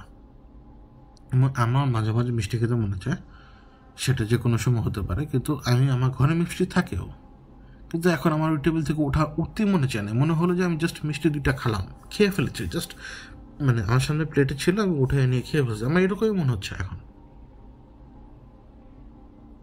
আর সেই তৃপ্তিটা আমি টের পাই। এটা কীভাবে হয়? এটা কি শূন্যে হয়? এটা হয় ঠিকই, এটা রুহানিভাবে হয়, চোখের পলকেই ঘটে অনেক কিছু দুনিয়াতে। তো যখন আপনার এই কন্ট্যাক্ট এস্টাবলিশ হলে, তো আপনার আর ওই সময় যে মাতামাতি করার প্রয়োজনই পড়ে না, যে আমার সাথে আপনি যে কাউকে যেহেতু বলবেন না যে আমার সাথে কিন্তু বস টাইপের জিন আছে, আপনি এটা কাউকে যে বলবেনই না তখন, কারণ ওই 40 দিনে আপনার ভেতরে সমস্ত শয়তান মরে টোরে পুরো ছাই হয়ে গেছে, আল্লাহ আপনাকে সব কিছু থেকে দূরে নিয়ে গেছেন, পরিষ্কার হয়ে গেছেন, আপনার খোরাকের ব্যবস্থা হয়ে গেছে, সব কিছু ব্যবস্থা হয়ে গেছে। এই জন্য দেখবেন যারা সুফি, আমি বলছি না যে সুফিবাদের লোকেরা ভালো, সেটা বলছি না, দেখবেন যে তারা এত বেশি মশগুল হয়ে যায় যে তাদের মানে খাওয়া দাওয়ার কোনো দরকার পড়ে না, কারণ ওই যে রুহানি খাবারটা তারা খেতেই থাকে কন্টিনিউ, কিচ্ছু হয় না তাদের, রুহানি খাবার তারা পায়। কারণ রিজিক দেওয়ার মালিক আল্লাহ, সেটা আপনাকে কীভাবে দেবেন সেটা তার ব্যাপার। তো এখন আপনি যখন কোরআনের আমলগুলো করলেন, ধীরে ধীরে ধীরে ধীরে সমস্ত কিছু থেকে নিজেকে যখন সরিয়ে নিলেন, কন্ট্যাক্ট এমনি এস্টাবলিশ হয়ে গেল। এবং এই 40 দিন যখন আপনি বিভিন্ন রকমের আমল করবেন, কোন আমল? যখন আপনি যে হাজের সাও করবেন, এটা করবেন সেটা করবেন, তখন আবার এই 40 দিনে আপনি আতঙ্কের মধ্যে থাকবেন। এই 40 দিন আপনি আতঙ্কের মধ্যে থাকবেন, স্বপ্ন দেখবেন আপনি ভয়ঙ্কর ভয়ঙ্কর। এখন কথা হচ্ছে যে আমল আপনি করছেন, সেই আমল করতে গিয়ে যদি আপনি ভয়ঙ্কর ভয়ঙ্কর স্বপ্ন দেখেন, সেই আমল করতে গিয়ে যদি আপনি দেখেন যে কেউ স্বপ্নে আপনার মুখের মধ্যে পায়খানা ঢেলে দিচ্ছে, স্বপ্নে, আমি সিরিয়াসলি বলছি, স্বপ্ন আপনার মুখের মধ্যে পায়খানা ঢেলে দিচ্ছে, অথবা আপনাকে ডাস্টবিনে নিয়ে মাথার ভেতরে ঢুকিয়ে দিয়ে পা উপরে ধরে রেখে ঝাঁকাচ্ছে স্বপ্নের মধ্যে, অথবা দিনের বেলা আপনি বাইরে বেরোচ্ছেন, আপনার কাছে মনে হচ্ছে পেছন থেকে কে জানি দেখে, এরপরে রাতেরবেলা বাইরে বের হওয়ার নিজের থেকেই সাহস পান না, আদতে কি আপনি ভালো আমল করছেন? করবেন তো, এই যে বললাম না যে কিতাবে যেগুলো করেন না, একেবারে ওরাই সাইজ করে দেবে আপনাকে, একেবারে ওরাই সাইজ করে দেবে। ওই মাসা হজিন্নি দেওয়া যা যা শুরু হয়, যদি সঠিক থাকে একেবারে সাইজ করে দেবে আপনাকে। আপনার আর ওই কন্ট্যাক্ট এস্টাবলিশ করে মানুষকে বলার সুযোগও নেই, মানুষকে আপনি বলবেন বা কেন? ইভেন আমি কাউকে বলি যে ভাই আমার সাথে জিন আছে না, তো মানুষজন জানে, কারণ ওয়ার্ড টু ওয়ার্ড চলে যায়, মানে মাউথ টু মাউথ চলে যায়। আমাকে যদি কেউ এসে বলে যে ভাই আপনার সাথে যিনি আছে কত বছর ধরে আছে, আমি তাদেরকে এমনভাবে তাকাই যে এরপর বা সেকেন্ড টাইম আমার সাথে কথা বলতে হয়, কথা বলে শ্বাস পায় না, তাকানো দিয়ে বুঝাই দিই যে আমি কি তোমার সাথে ফালদামি করার জন্য আসছি নাকি? আমি আসছি তোমার কাজ হলে হবে, না হলে নেই, তোমার সাথে গল্প করতে আসিনি। তো সেম টু সেম জিনিস। আমি তো আপনাদেরকে শুনে আমি কি করি, আমি কখনো যারা আমার কাছে আসে তাদেরকে জীবন ওগুলো কিচ্ছু বলিনি। বরং অনেকে বলে যে আমি নাকি অনেক বেশি রুড, আমি না অনেক বেশি ভাবে থাকি, যেটা হচ্ছে কথা আর কি। তো আমি কিন্তু বুঝালাম যদি আপনি ইয়া মাসারুদ্দিনী দিয়ে শুরু করেন তাহলে আপনার সাথে কী হবে। আর যখন আপনি নিজেকে আল্লাহর কাছে সারেন্ডার করে দেবেন, আপনি তো সেই খোরাক পর্যন্ত পেয়ে যাবেন। ওই যে বললাম না, হয়তো তাকিয়ে আছেন জানালার দিকে, হয়তো তাকিয়ে আছেন চাঁদের দিকে, মনে চলো একটা আপেল খাই, আপনি সেখান থেকে উঠেনও নাই, কেউ আপনার হাতে এসে আপেলও দেয়নি, বাট আপনি আপেলটা খাবেনও, আর সেই স্বাদও টের পাবেন এবং সেই তৃপ্তি অনুভব করবেন। সিরিয়াসলি। তো আমরা ডিট্যাচ হয়ে যাচ্ছি আমার মালিকের কাছ থেকে, আমরা দুনিয়ার পিছনে দৌড়াচ্ছি। পার্সোনালি মনে করুন যে হয়তো আজ আপনি জিজ্ঞেস করতে পারেন যে এই বেটা আমাকে এই সমস্ত জ্ঞান দিচ্ছে এই মুহূর্তে, সে ইউটিউবে কী করে? আমি আপনার কাছে আমার এই কথা অন্য কোনো মাধ্যমে পৌঁছাতে পারবো না তো, তাই না? না এটা রেডিওতে যেয়ে বলতে পারবো, না এটা টিভিতে যেয়ে বলতে পারবো, না আমি এই মাইকে দাঁড়িয়ে বলতে পারবো, বা কোনোভাবে নিজেকে লুকিয়ে রেখে আপনার সাথে আমাকে কথা বলতে হবে, যাতে আমি পৌঁছাতে পারি যে কি হয় না হয়। এবং এই সব কিছু যেটা আমি আপনাদেরকে এখন পর্যন্ত বললাম, তন্ত্রমন্ত্রের কথা তো আপনি বুঝতে পারছেন, ওটা তো আগে থেকে এমনি খারাপ। এরপরে যা যা বললাম, আপনার আমার সবার মধ্যে কি এটা করার ক্যাপাবিলিটি আছে? অবভিয়াসলি আছে। এখন আপনি যদি চাকরিজীবী হন, আপনার পক্ষে সেটা সম্ভব না। আপনি যদি আমার মতো লোক হন যে বাউন্ডারি টাইপ, মানে কোনো কাজ কারবার তো করেন না, তাই না, ঠিক আমার মতো, তাহলে আপনি করে দেখতে পারেন। কিন্তু ওই যে বললাম না, আমার সরোজিনীর পেছনে যাবেন না, ওর পেছনে গেলে একে তো কিছু পাবেনও না, উল্টো এই যে কাইয়ুমের মতো অবস্থা হবে। পরে এই যে মহীশূর পেছনে দৌড়াবে, বুঝতে পেরেছেন? পরে মহীশূর পেছনে দৌড়াবে। মহীশূর তো কাইয়ুমকে যে ছেড়ে দিয়েছিল, এটা জাস্ট একটা অভাবনীয় জিনিস, অভাবনীয় একটা জিনিস। তো তারপরে ডক্টর রঘুনাথকে দেখলাম যে সে তার মেয়ের জন্য খুবই অস্থির হয়ে গিয়েছিল, এবং সে খুব ভালো করে জানতো যে আপনার মহীশূর করে দিবে। কিন্তু মহীশূরের ব্যাপারটা কি ছিল, তুমি যে আমাকে ডাকলা, কেন ডাকলা, তোমার পারপাসটা কি, তুমি আমার কাছে চাও কি, এইটাই হচ্ছে ওর পারপাস। এখন মহীশূরের ঘটনায় আপনি দেখবেন যে একটা মহিলার কথা বলেছিলাম, মনে আছে, মানে যে তার তার অবস্থা খারাপ থাকা অবস্থায় সে মহীশূরকে ডাক দিয়েছিল, যেহেতু সে জানতো, সিস্টেম জানতো, মানে এক্স্যাক্টলি অরিজিনাল নাম সে জানতো, এই জন্য সে একবার ডাক দিলেই যথেষ্ট। তো সে আসছে এবং তার পারপাসটা তখন ভিন্ন ছিল। সে এসে কি দেখলো যে একজন মৃত্যু পথযাত্রী আমাকে ডাকলো, কারণ তার সাথে অন্যায় হয়েছে, তো যে করেছে তাকে আমাকে দেখতে হবে। আবার একজন আমাকে ডাকলো, কেন ডাকলো, সে তার বাবাকে ভালোবাসে, এই জন্য হয়তো ছেড়ে দিয়েছে। কিন্তু সে যদি কোনো জিনিসপত্র চাইতো, ঠিকই বেটাকে জিনিসপত্র দিয়ে খুশি করে তারপর ঘাটা মটকে দিত। মানে এখানে লোভের ব্যাপারটা হচ্ছে, সে আগে দেখবে যে আমাকে ডাকলো কেন। তো ওই হাজের শাহ এগুলোর পেছনে যখন দৌড়াবে তখন এই অবস্থায় হবে, মিস্টেক হবে এবং যান যাওয়ার চান্স থাকবে বেশি। এই জন্য আমি বলি কি, যদি আপনার সেই অ্যাবিলিটি থাকে যে না আপনি একটা কন্ট্যাক্ট এস্টাবলিশ করবেন, তাহলে আপনি ইবাদত করতে থাকেন আল্লাহর, ব্যাস, কোনো কিছু করা লাগবে না, জাস্ট ইবাদত করতে থাকেন, তাহলেই হবে। আমি এই মুহূর্তে আপনাদেরকে কেন এই কথাটা বলছি, আমি আমার লাইফে মানে একেবারে এই মানে ছোট থাকা অবস্থার কথাটা বলি, আমার বাবা তখনও জীবিত। তো কেন বলছি যে আমাকে আমার বাবা বলতো তুমি নামাজ কালাম পড়ো, সমস্যা নেই পড়ো, কিন্তু নামাজ কালাম আমার মধ্যে ওই সময় এমনভাবে ঢুকলো, এত এক্সেস মাত্রায় ঢুকলো, নামাজ কালামের চেয়ে আমি বেশি অবসেসড হয়ে গেলাম যে মসজিদে যাব, মসজিদে সেবা করব, মসজিদে বেশি বেশি নামাজ পড়বো। 2 রাকাত নামাজ পড়ার পরে মসজিদে একটু সেবা করলাম, কারণ তখন যে মসজিদে আমি নামাজ পড়তাম সেই মসজিদে দাঁড়ানো হচ্ছিল, মানে 2 তলা ছিল, তো সেটা কারো 2-3টা ফাউন্ডেশন উপরে উঠানোর ইয়া ছিল, মানে কাজ চলছিল। তো আমি একজন ছেলে, বয়স ছোট, কিন্তু এত বেশি হুড়াহুড়ি করতাম মসজিদের কাজ, মানে খাদেম সাহেবদের সাথে, মানে মানে মসজিদ ধোয়া থেকে শুরু করে সব কিছু এগুলো করতাম যে মানুষের নজরে থাকতাম আমি, মানুষজন চিনতো, জানতো আমাকে। তো মসজিদের একটা দায়িত্ব আমাকে দেয় তখন খাদেম সাহেব আমাকে বলে, আমি কিন্তু ছোট, আবারও বলি 2003-এর কথা বলছি, আমি 2003-4 সালের কথা বলছি। তো 2 বা 3 এরকম, 4 হবে না কোনো মতে, 2 বা 3। আমি তো ছেলে।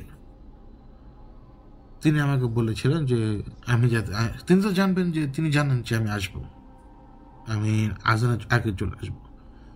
তো তিনি আমাকে দায়িত্ব দিয়েছিলেন যাতে আমি মোটরের সুইচটা বন্ধ করি, যেটা হচ্ছে পানি নিবে আর কি, একদম উপরে ছাদে পানি তোলার জন্য।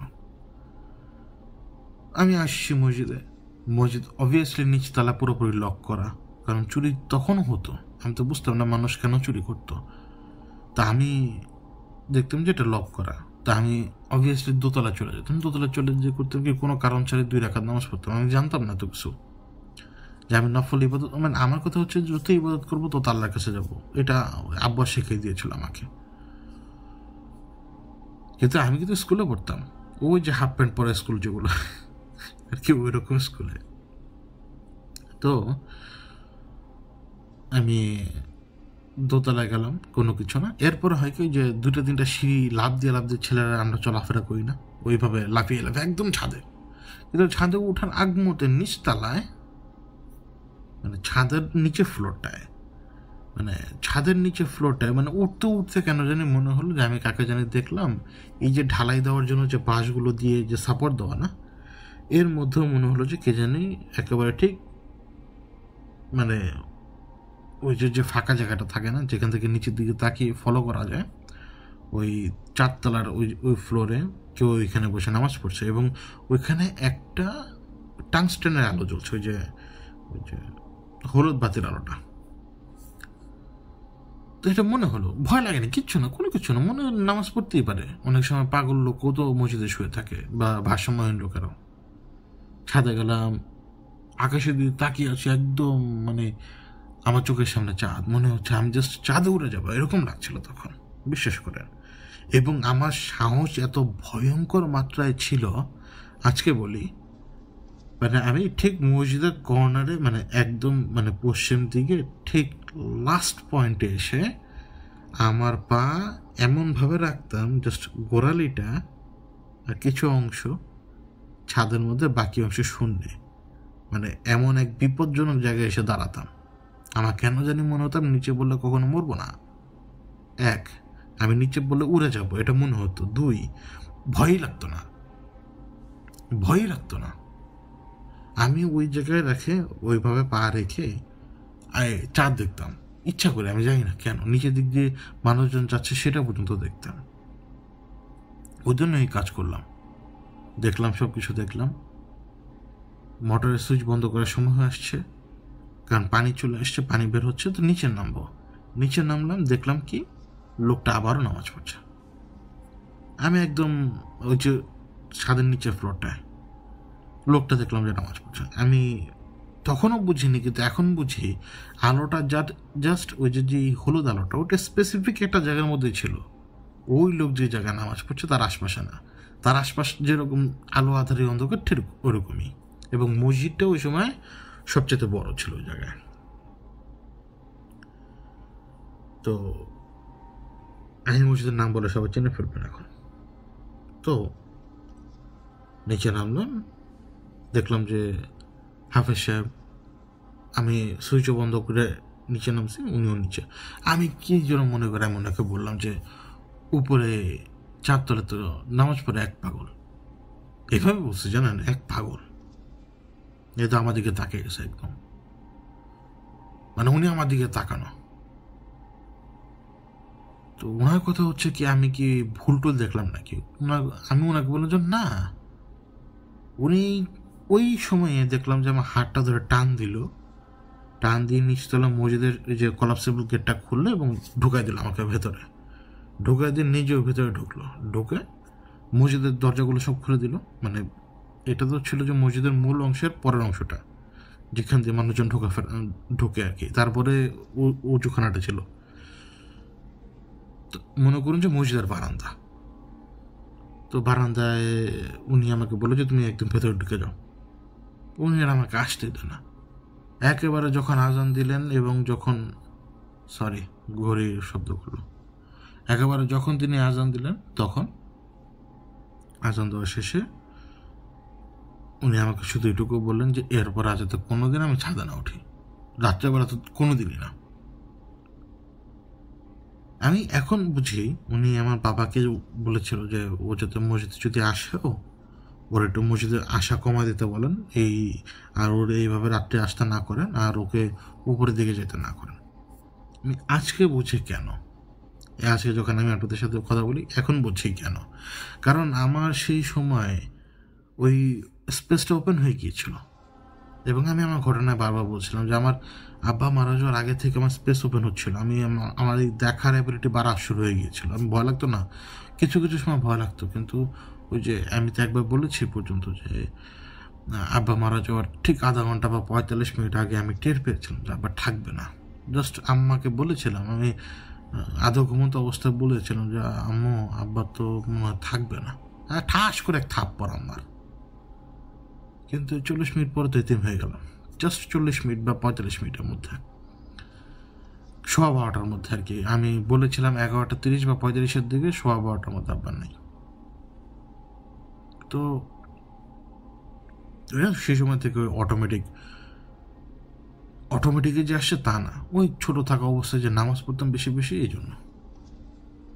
তো আমার এই নামাজ পড়াটা না আমার মা আটকানোর চেষ্টা করেছিল, আমি এক্সেস নামাজ পড়াটা, ওই যে ওই সময় আর কি 5 ওয়াক্তের নামাজ। তো একে তো ফজর নামাজ পড়তে পারতাম না, প্রশ্নই আসে না, ছোটো ছেলে।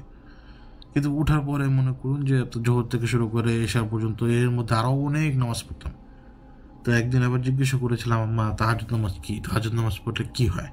তো আম্মা তো আবারও এক থাপ্পড় গালের মধ্যে, তো এত বড় সাহস তুই তাহাজ্জুদ নামাজ পড়বি, জানোস কী হয়, মানে ওরকম ঝাড়ি আর কি।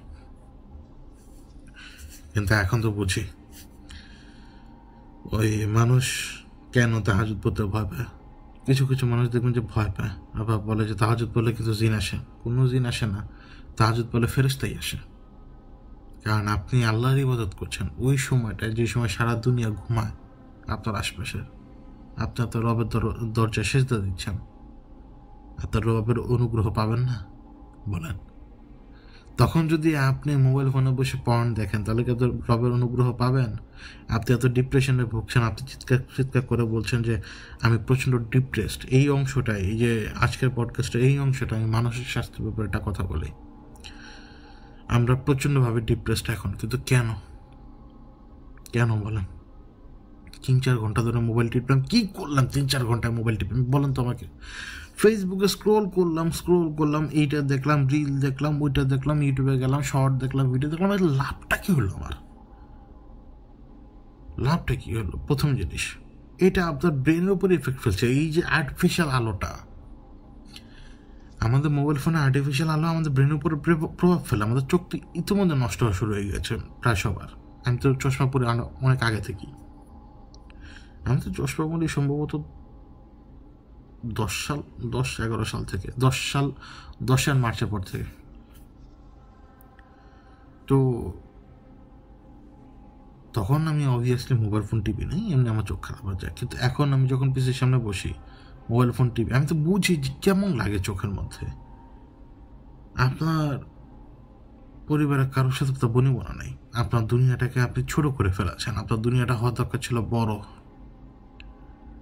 আমি আমার কথা বলতে পারি না। আমি যেই সিচুয়েশনের মধ্যে দিয়ে গিয়েছি, সবাই তো এরকম সিচুয়েশনের মধ্যে দিয়ে যায় না, খুব কম লোক মানে যায় ঠিকই, এর চেয়ে ভয়ঙ্কর অবস্থার মধ্যে দিয়েও যায়।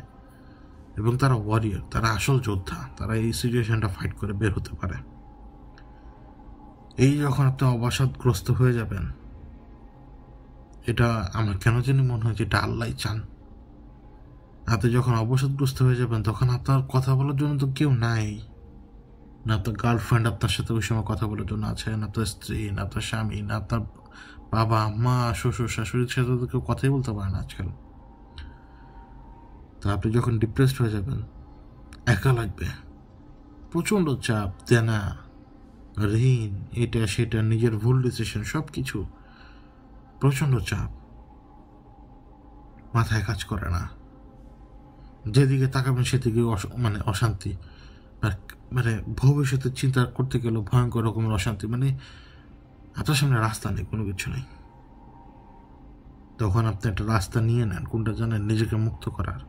কেউ কেউ সুইসাইডের অ্যাটেম্প্ট নেয়, আমি নিজে নিয়েছি না, সত্যিকার অর্থে নিয়েছি। তো হয়তো ওই কিচেন মিচির বা ওই চাপ আমি নিতে পারিনি, এই জন্য আমি ওই অ্যাটেম্পটগুলো নিয়েছি। ঠিক সেমনি মানুষজন নিতে পারে না চাপ, আমরা সবাই চাপ নিতে পারি না। আমি আপনাকে বসে বলতে পারবো না, আরে ভাই আত্মহত্যা করা মহাপাপ, আপনি জানেন না। কিন্তু ভাই বিশ্বাস করেন, আমি আপনাকে এই জ্ঞান দিতে পারলেও আমার যে হেল্পটা দরকার, সেই হেল্পটা করার জন্য আপনি আসবেন না কখনো। আমাদের লোকদেরকে আমরা পাল্টা প্রশ্ন করি, আরে ডিপ্রেশন কি কোনো জিনিস নাকি? ভাত খেতে ভাত পাস, এটা পাস ওটা পাস, তো কিসের আবার ডিপ্রেশন? যদি মানসিক অবস্থা মানুষজন ভালো মতো বুঝতোই, তাহলে সেই কথা বলতো না কখনো। হয়তো তিনি ডিপ্রেশন ফিল করেন নাই, কিন্তু যে ডিপ্রেশন ফিল করে সে না জানে। আমার ব্যক্তিগতভাবে যেটা মনে হয় যে ডিপ্রেশনটা আল্লাহর দেওয়া জিনিস, এটা শাস্তি স্বরূপও, আবার এটা আল্লাহর পথে নিয়ে আসার জন্য। আল্লাহ তার বান্দাদেরকে একা করে দেন, জানেন? তিনি তার বান্দাদেরকে একা করে দেন যাতে তার বান্দাদেরকে শয়তানের না ধরতে পারে, এই আশপাশের খারাপ জিনিসগুলো যাতে না ধরতে পারে। আমাদের রাসূলকে দেখেন, তাকে তিনি একা করে দিয়েছেন, তাকে তিনি হেরা গুহায় নিয়ে গিয়েছেন। সেইখানে বসে তিনি ইব্রাহিমী ধর্মের যেই কোনো ইবাদত করছিলেন, যেটা তখন পর্যন্ত ভ্যালিড। তিনি মূর্তি পূজা দেখতে পারতেন না, তিনি তো তখন পর্যন্ত আল্লাহর দিদার পান নাই বা কোনো কিছুই পান নাই, তিনি তো নবুত পানই নাই। 40 বছরের আগ পর্যন্ত তিনি কিছু জানতেন না। সেদিনের আগ পর্যন্ত, যতক্ষণ পর্যন্ত জিব্রাইল না আসছেন, জিব্রাইল আলাইহিস সালাম। আমাদের রাসূল নিজে একা একা থাকতেন, তিনি তার স্ত্রীর কাছে যেতেন, আবার চলে যেতেন, কিছু কিছু সামগ্রী নিয়ে আসতেন, আবার চলে যেতেন। তার স্ত্রীও তো তাকে বাধা দেয় নাই। মা খাদিজা কি তাকে বাধা দিয়েছেন? দেন নাই। তিনি ওই 40 বছর বয়সেই হেরা গুহায় রাত কাটাতে শুরু করলেন। কিসের আশায়? আল্লাহরই ইচ্ছা। আল্লাহ তার বান্দাকে সেইখানে নিয়ে গেছেন, তাকে একাকী রেখেছেন, তাকে তার দিকে নেওয়ার মতো করে তৈরি করে নিয়েছেন। এবং আল্লাহ তার বান্দাকে কিভাবে তার দিকে নেবেন সেটা আল্লাহই ভালো জানেন। আমি কখনো সেটাকে বলে বোঝাতে পারবো না, বা দুনিয়ার অন্য কেউ এটাকে কোনো সংজ্ঞা দিতে পারবে না। আমাদের রাসূল, তার সামনে জিবরাইল আলাইহিস সালাম আসলেন, স্বাভাবিকভাবে তিনি ভয় পেয়ে যাবেন। আমাদের রাসূল তার বুকটাকে দেখলেন যে সেই জিবরাইল আলাইহিস সালাম ফাঁক করে ফেলেছে, তাকে পরিষ্কার করছে জিবরাইল আলাইহিস সালাম, এটা অপারেশন করার মতো করে। তার নফসকে আরো ধ্বংস করে দিলেন তিনি, যতটুকু নফস ছিল ততটুকু শেষ। আল্লাহ তার বান্দাকে তৈরি করে নিয়েছেন তার ওহী দেওয়ার জন্য। কে? আল্লাহ রাসূলকে। সেই সাথে তাকে তিনি জ্ঞান দিয়ে দিয়েছেন, মনে রাখার জ্ঞান দিয়ে দিয়েছেন, তাকে সেই চিন্তার শক্তি দিয়ে দিয়েছেন।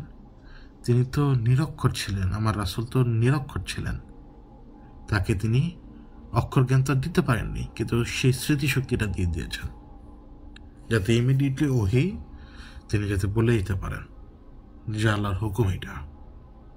এবং অনেক আগে থেকে তো তিনি দূরদর্শী ছিলেন, সেটা আরো বেশি শক্ত হয়। এবং আপনি দেখেন না, দুনিয়ার সবচেয়ে শ্রেষ্ঠ মানুষ যিনি হবেন জান্নাতের লিডার, তিনি হিজরত পর্যন্ত করেছেন, কারণ মানুষ চক্রান্ত করেছে তাকে হত্যা করার জন্য। এবং আল্লাহ তিনি তার যে সৃষ্টি, মানে তিনি তো সৃষ্টিকর্তা, তার যে শক্তি তিনি তো সেভাবে ব্যবহার করেন না,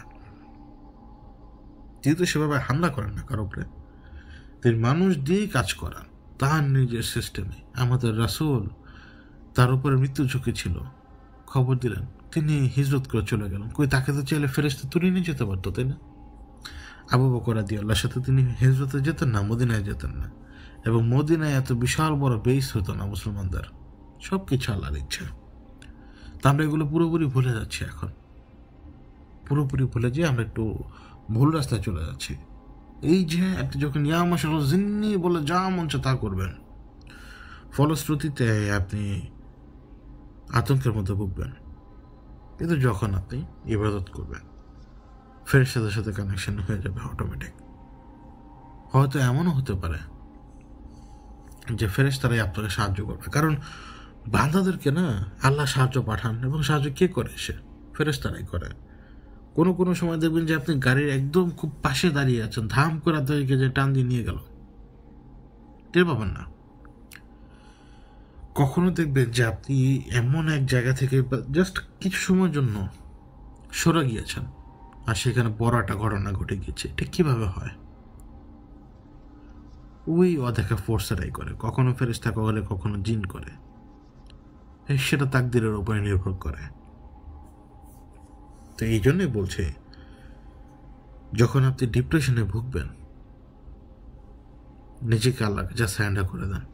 যেভাবে আমি ভোগা অবস্থায় উপরের দিকে তাকিয়ে চিৎকার করতাম মাঝে মাঝে। তা আমি যখন চিৎকার করতাম, আমার নিজের লোকজন, আমার নিজের মাও বলতো যে কি রে, তুই তো এমনি পাগল, আরো পাগল হয়ে গেলি নাকি?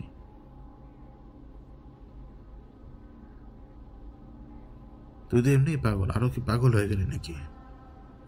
রাত্রে ঘুমাতে দিবি না? ওই ঘরে যে আমি 2-3 বার ফাঁসির নেওয়ার অ্যাটেম্প নিয়েছি, এটা তোকে জানতুই না, এখন না জানে।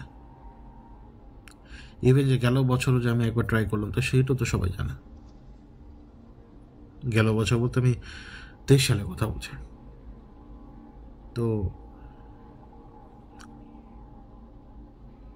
তার মানে এই না যে আমি আপনাকে জ্ঞান দেব, আমি আমার অভিজ্ঞতা থেকেই বলি আর কি। এই পরিমাণও ভাঙা হয় মানুষকে যে মানুষ সহ্য করতে পারে না, এরপর ট্রাই করে। কেউ তো আর এমনি আপনার টুলে উঠে তরি ভাত বানাতে না। আমরা অনেক সময় অনেককে নিয়ে হাসাহাসি করি, কেউ যদি মারা যায় আমরা বলি মরে গিয়ে ভালো হয়ে গেছে। সেটা যে কোনো তুচ্ছ বিষয় হতে পারে আপনার কাছে তুচ্ছ, কিন্তু যার উপর দিয়ে ওই তুচ্ছ জিনিসটাও একটা বড় প্রভাব ফেলছিল, সেটা তো আপনি টের পাবেন না। ধরুন অনেক ছেলে মেয়ে আছে, আপনার মনে করেন যে ব্রেকআপ একে তো এই সমস্ত জিনিস জড়িয়ে গেলে তো মানুষ টিকতে পারে না, ঠিক না, আসলে ঠিক না।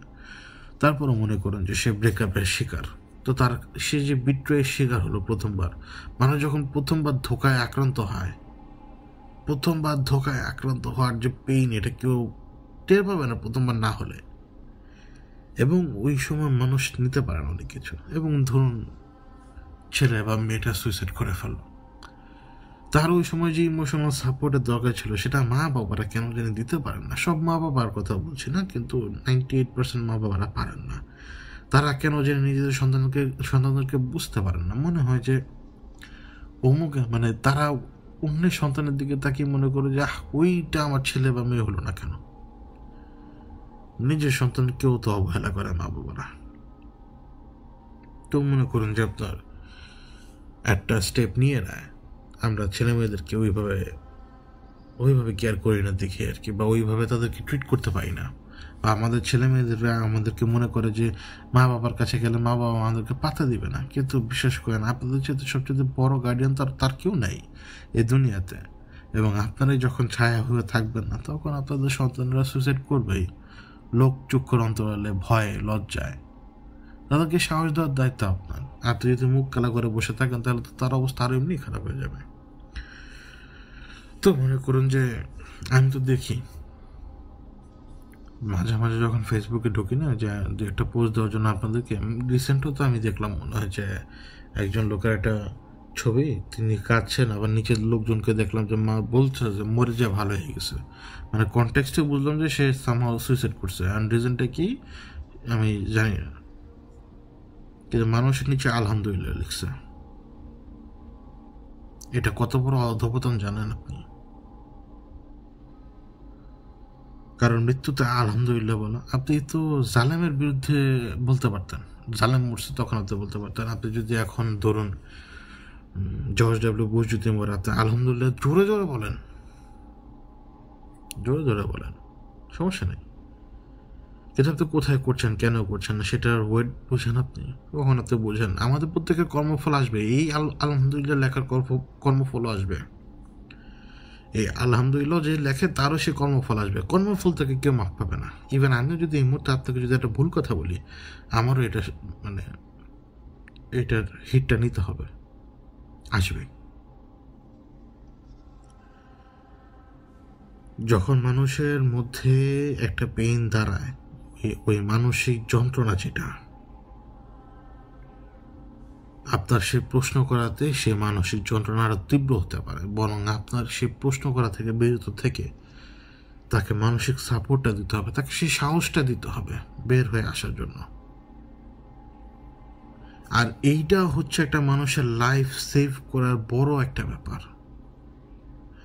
একজন ডক্টরও আপ্রাণ চেষ্টা করে, আমি জানি না, কিছু কিছু কিছু ডক্টর তো আমি বুঝি একদিনে 5টা অপারেশন করে, আমি জানি না এটা কেন করে তারা। সেও তো একটা মানুষ, তারও তো একটা ফ্যাটিক থাকে। সে 5টা অপারেশন করতে যেয়ে একটার মধ্যে বচ করে ফেলে, বচ করার ফলে রোগী মারা যায় এবং আলটিমেটলি সে ধ্বংস হয়। আল্লাহ তো এই জন্যই তো তাকে শাস্তি দিল যে তুই 5টা নিলি কেন। তোর একদিন তুই মানুষ, তুই 5 ঘন্টা দাঁড়া থাকতে পারবি না, তুই 5টা অপারেশন করতে যাচ্ছিস, তুই দাঁড়া থাকবি 20 ঘন্টা কেমনে রে? এত বড় সাহস তোর? তোর কি টাকা হয় না? তোকে আমি এত রিজিক দিলাম, তো তারপর হয় না? তোর টাকা লাগবেই। তো ওই যে আপনি ফ্যাটিকের লেভেলটা বুঝতে পারলেন না, অথচ আপনি একজন প্রফেসর লেভেলের ডক্টর, আপনি বচ করে ফেললেন অপারেশন, রোগী গেল মারা, এরপর আপনার কপালে শুরু হয়ে গেল ঠেডা। আপনি এরপরে কী হবে? আপনি কোথাও যে সহজে প্র্যাকটিস করতে পারবেন না, উল্টো মাঝে মাঝে দেশ ছেড়ে পালানো লাগে। উদাহরণস্বরূপ বললাম। তো এই জন্য আর কি বলি যে আমাদের প্রশ্ন করা থেকে বিরত থেকে একটা লাইফ সেভ করার হিসাব থাকতে হবে। যেমন দিগন্তের তারার জীবনের লক্ষ্যে একটাই, সেভ ওয়ান লাইফ। কারণ সে যা করেছে সে জানে, তার কথা হচ্ছে যে যেভাবে পারি একটা লাইফ বাঁচাই। এবং ডিপ্রেশনে আক্রান্ত লোকগুলো আপনার সামনে হাসি খুশি থাকলো, তাদের চোখ দেখলেই বুঝবেন, বা অন্য সময় লক্ষ্য করলেই বুঝবেন যে এ খুশি নাই। আপনার ছেলে মেয়ের দিকে তাকান, আপনি মা বাবা না? আপনি তো মা বাবা না? যদি আপনি মা বাবা এই মুহূর্তে আমাকে শোনেন, তো ছেলে মেয়ের দিকে তাকান, ওদেরকে তাচ্ছিল্য করেন না। ওরা যদি ভুল করে ভুলটাকে শেখান, যেটা ভুল, শাসনও করবেন, কিন্তু সেই শাসন যাতে কখনো তাদের ব্যক্তিত্বের উপর আঘাত না হানে। প্রত্যেকটা মানুষেরই দিল আছে, সেটা ছোট হোক বড় হোক। বোঝান আল্লাহ আপনার সাথে আছে, তাদেরকে আল্লাহকে বোঝান যে তোমার রব আল্লাহ, এটা বোঝান। অন্য কোনো কিছু পরে বোঝান, আগে বোঝান যে আল্লাহর ইবাদত করতে হয়, এটা বোঝান। আল্লাহর ইবাদত করলে সমস্ত কিছু পাওয়া সম্ভব, সব কিছু হওয়া সম্ভব, এটা বোঝাবেন। আল্লাহ আপনাকে হেল্প করবে। আপনার পাশে বন্ধু যদি ডিপ্রেশনে আক্রান্ত থাকে, তো তাকে নিয়ে তাচ্ছিল্য করেন না, তাকে বলেন না যাই কি এটা কি, দূর বেটা চল ঘুরতে যাই, ঠিক হয়ে যাবে, জীবনও ঠিক হবে না, বিশ্বাস করেন। তো কাটলাম না ইচ্ছা করেই, কুকুর ডাকলে ডাকো, আমি আপনাদের সাথে কথা বলে আজকে তো কোনো সাবজেক্টই নেই, যা মন চায় তা বলছি। ও সাবজেক্টগুলো ছিল ওই যে থাম্বনেলে লেখা, ইয়া মাশাআল্লাহ জিন্নি জিন হাজার শাহ। তো এখন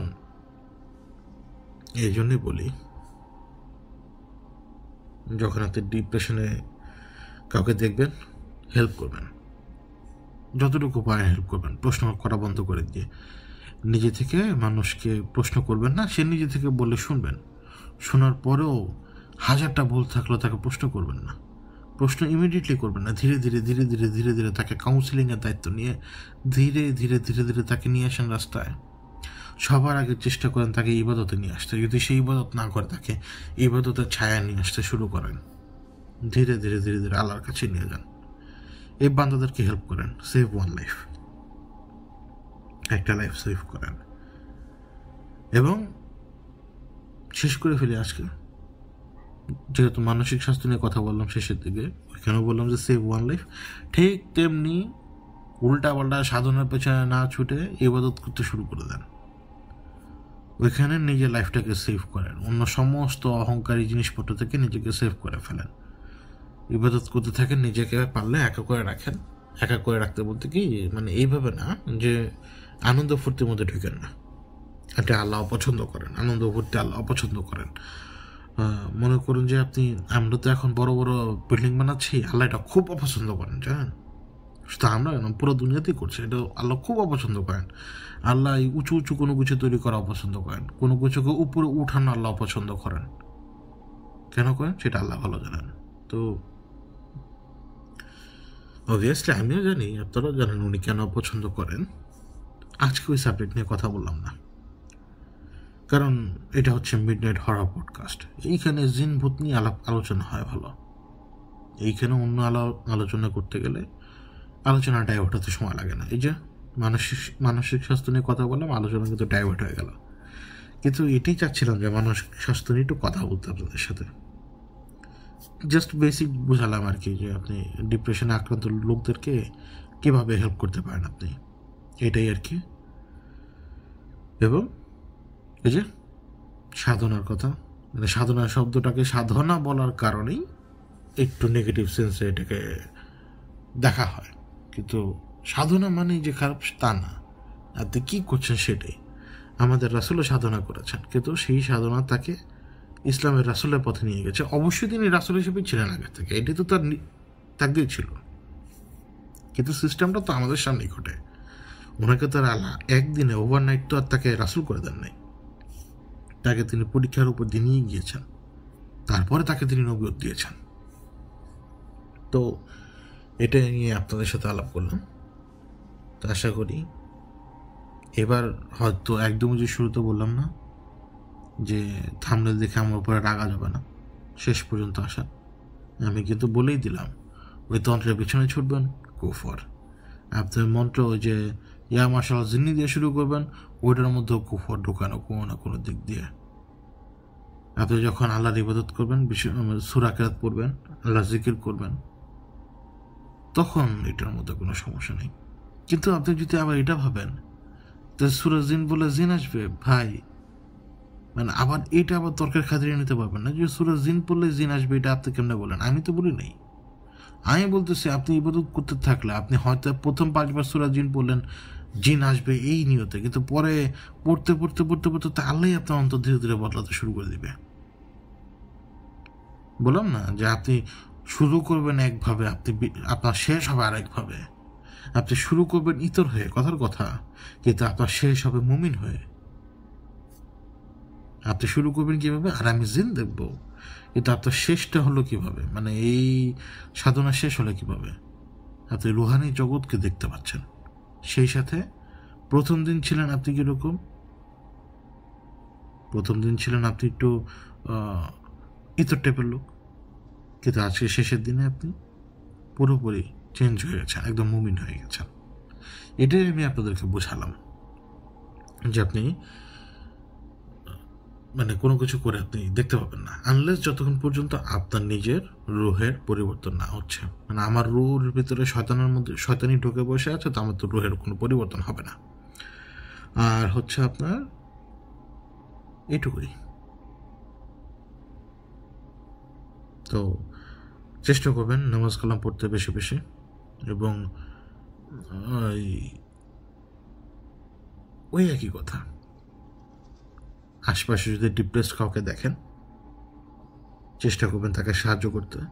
আর যদি আপনি নিজের ডিপ্রেশনে আক্রান্ত হন, যদি এই মুহূর্তে আমার কথা শুনে থাকেন, মনে চায় না অনেক কিছু, কিন্তু আল্লাহর কাছে সারেন্ডার করে দেন নিজেকে।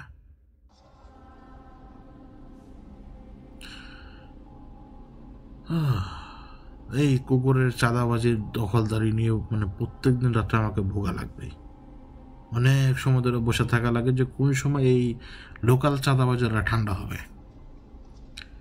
যাই হোক, মাফ করবেন, একটু শেষের দিকে একটু আমি করার জন্য আপনাদের সাথে বিদায় নিচ্ছি। আমি আজ ইচ্ছা করে রাসের ব্যাপারে কোনো কিছু করিনি, রাসের ব্যাপারে কোনো পর্ব রাখিনি। এর রিজন হচ্ছে কি, মানে একই জিনিস টানা কারো ভালো লাগে না। একই জিনিস চলছে, মানে যেটাই হোক, মানে একই সাবজেক্ট তো এটা টানা একই জিনিস সুন্দর লাগে না, এটা ভালো লাগে না। আর আমি চলে যাবার আগে একটা কথা বলি, যদি সাবস্ক্রাইব না করে থাকেন করে দেন। আমার এটা বলার পিছনে কারণ হচ্ছে কি, ওরা ভিডিও পুশ করে না, ওরা কিন্তু ভিডিও পুশ করে না। আপনি যদি সাবস্ক্রাইব করেন তো এটা ওরা ওদের অ্যালগোরিদমে ওরা ভিডিওটাকে পুশ করে সামনের দিকে। বিশেষ করবেন না, আমি কেন বলি আপনাদেরকে, 1 মাস আগে একটা ফেক চ্যানেল আলিফ ভাইয়ের কণ্ঠ দিয়ে, মানে তাদের চ্যানেলটা মানে ফেক চ্যানেল আর কি, অবভিয়াসলি ওটা কাজে আসবে না তার।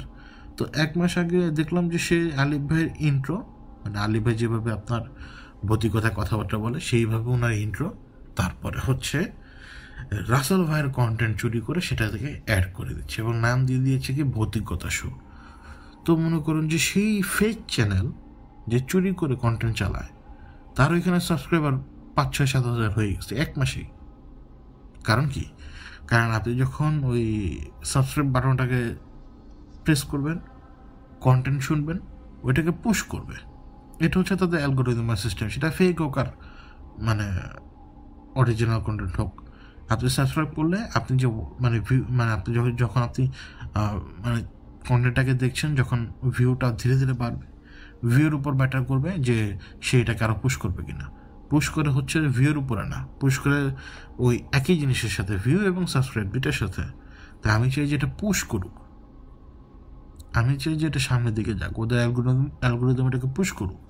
অ্যাটলিস্ট তারা অন্তত যে কিছু কিছু ইউটিউব চ্যানেল আমি দেখেছি যে মানে খুবই দারুণভাবে তারা সামনে আসে, হ্যাঁ অমুক দিন অবশ্যই বস হবে জিন, অবশ্যই জিন এটা হবে, সরি আমি নকল করলাম, অবশ্যই বস হবে, অবশ্যই হ্যান হবে, তেন হবে।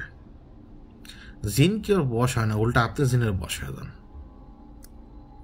এই যে আমার অবস্থা দেখছেন, আমাকে নাচাইছিস 3-4টা বছর ধরে, আমাকে নাচাইছে সবাই। এই আমি সে বারবার বলতো যে এদের প্যাটার্ন ধরা দরকার, এরা আসলে করতে চায় কি। এরপর লাস্টের যে গেমটা আমরাই চেঞ্জ করি, আল্লাহ চেঞ্জ করে দেয়। আল্লাহর সিস্টেমে এটা যে শুরুতে জালেম লাফাবেই, নইলে আবু লাহাবের উপর এটা ঠাড়া মারতে গিয়ে আল্লাহর কোনো সমস্যা ছিল? ঠাড়া তো মারে নেই। আবু লাহাবকে যুদ্ধের ময়দানে হত্যা করা হয়েছে, পরাজিত করা হয়েছে তাকে। এইটা হচ্ছে তার জন্য লাঞ্ছনা। যুদ্ধে আসছিস, সেখানে তুই পরাজিত হয়েছিস, আর আমরা যুদ্ধে জয়ী হয়ে গেছি। এইটা হচ্ছে শান। ঠাড়া বলে মরলে তো একই জিনিস, তাই না? তো বেঁধে নিলাম, আজকে বকবক করলাম আপনাদের সাথে, তাও অনেক বেশি লং সময় ধরে প্রথমবার চ্যানেলে এত বড় বকবক ভিডিও। মাফ করবেন, বললাম না ব্রেন আছে কোনো কিচ্ছু নাই, এই জন্য যা মচ্ছা তা মুখ দিয়ে বলে ফেলছি। বেঁধে নিচ্ছে। আল্লাহ হাফেজ।